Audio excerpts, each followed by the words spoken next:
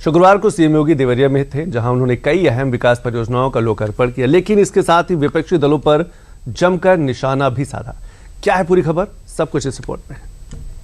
नाम पर विभाजन करने वाले, समाज को तोड़ने वाले, तुष्टीकरण की नीति पर देश के हितों के साथ खिलवाड़ करने वाले वे लोग थे।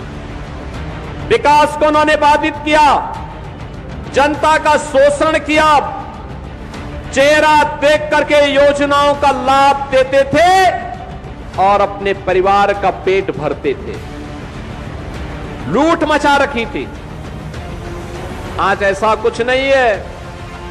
माफिया मिट्टी में मिल गए, गुंडे प्लान कर गए और जिसने जनता जनार्दन को आंख दिखाने का प्रयास किया गया, वो अपने आप ही यमराज के घर भी सिधार गया। माफिया राज, गुंडागर्दी और परिवारवाद ये महज एक शब्द मात्र नहीं है, बल्कि दीमक की तरह है जिसको समय रहते दूर नहीं किया जाए तो वो किसी भी देश या प्रदेश को खोखला कर देते हैं।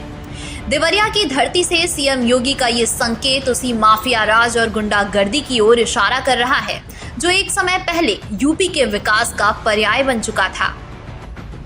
मगर समय की सबसे बड़ी खूबसूरती है कि उसका चक्र घूमता है। यही वजह है कि आज प्रदेश माफिया राज से नहीं बल्कि विकास के रूप में याद किया जा रहा है।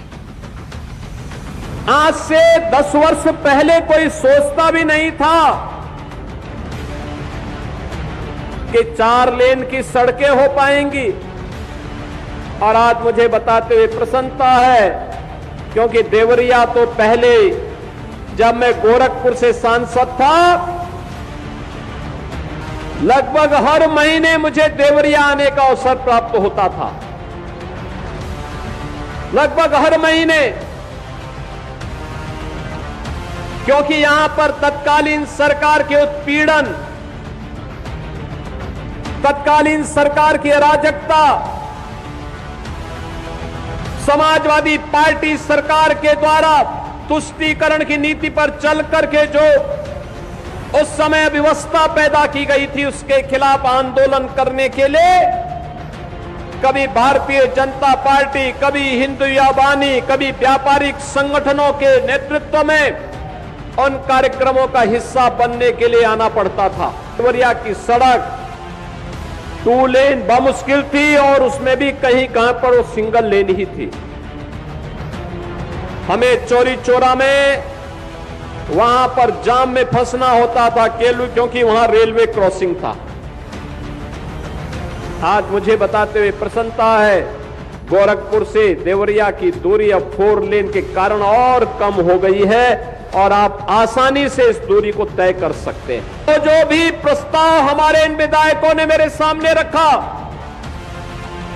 चाहे वह देवरिया से कसिया का मार्ग हो या देवरिया से बरहज का मार्ग, देवरिया के अंदर फ्लाईओवर के मामले हो या अन्य जो भी ब्रिजेज, इन सभी के लिए हम लोगों ने धनराशि स्वीकृत की और आज मुझे बताते हुए प्रसन्नता है कि इनमें से कुछ कार्यों का आज हम शिलान्यास कर रहे हैं और कुछ का उद्घाटन भी कर रहे हैं। परिवारवाद, गुंडाराज के मुद्दे पर पुरानी सरकारों के फलसफे को तो सीएम योगी ने बयां किया ही, उसके साथ साथ देवरिया की तरक्की और विकास के लिए कई करोड़ों की परियोजनाओं का उद्घाटन और शिलान्यास भी किया, जो देवरिया के विकास के साथ साथ यूपी के विकास में भी मील का पत्थर साबित होगी।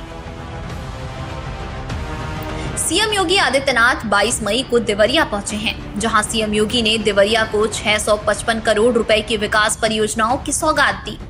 भीमपुर गौरा के समीप पोखर भिंडा में देवरिया कसिया 4 लेन सड़क का शिलान्यास किया। सीएम योगी ने देवरिया को 22 परियोजनाओं की सौगात भी दी, जिसमें 116.54 करोड़ रुपए लागत की 8 परियोजनाओं का लोकार्पण और 538.91 करोड़ रुपए लागत की 11 परियोजनाओं का शिलान्यास किया। देवरिया को करोड़ों की सौगात देने के साथ साथ सीएम योगी ने साल 2017 से पहले उत्तर प्रदेश की उस तस्वीर को भी सामने रखा, जिस तस्वीर से यूपी की नकारात्मक छवि बनती थी। संकेत समाजवादी पार्टी की तरफ ही था, जिस पर कानून व्यवस्था के साथ खिलवाड़ के तमाम आरोप लगते आए हैं। लिहाजा सीएम योगी ने भी कानून व्यवस्था की ओर ही इशारा किया। क्या हाल थे 2017 के पहले उत्तर प्रदेश में? वन डिस्ट्रिक्ट वन माफिया, हर जिले में एक माफिया, पर्व के पहले उपद्रव, गरीबों की जमीनों पर कब्जा, किसी भी गरीब को शासन की योजना का लाभ नहीं मिलता था, चेहरा देख करके योजनाएं बांटी जाती थी। नौजवान को नौकरी नहीं, अन्नदाता किसान को शासन की योजना का लाभ नहीं, न बेटी सुरक्षित न व्यापारी सुरक्षित। शाम को 6 बजने के पहले पहले बेटी को घर के अंदर छुपना पड़ता था और व्यापारी को अपना व्यापारिक प्रतिष्ठान बंद करना होता था। उस अराजकतापूर्ण माहौल से उत्तर प्रदेश को निकालना आज वन डिस्ट्रिक्ट वन माफिया नहीं, one district one medical college है और वन डिस्ट्रिक्ट वन प्रोडक्ट आज उत्तर प्रदेश के अंदर देखने को आपको मिलेगा। यह है नए यूपी की पहचान। देवरिया की ऐतिहासिक धरती पर आज विकास और राजनीति दोनों की गूंज सुनाई दी। एक तरफ मुख्यमंत्री ने करोड़ों रुपए की परियोजनाओं का शिलान्यास कर जिले को विकास की नई सौगात दी, तो वहीं मंच से विपक्षी दलों पर तीखे तंज कसते हुए राजनीतिक माहौल भी गरमा दिया। वहीं भीड़ के उत्साह और भाषणों के तेवर ने ये साफ कर दिया कि आने वाले चुनावी समीकरणों की आहट अब पूर्वांचल में भी तेज हो चुकी है।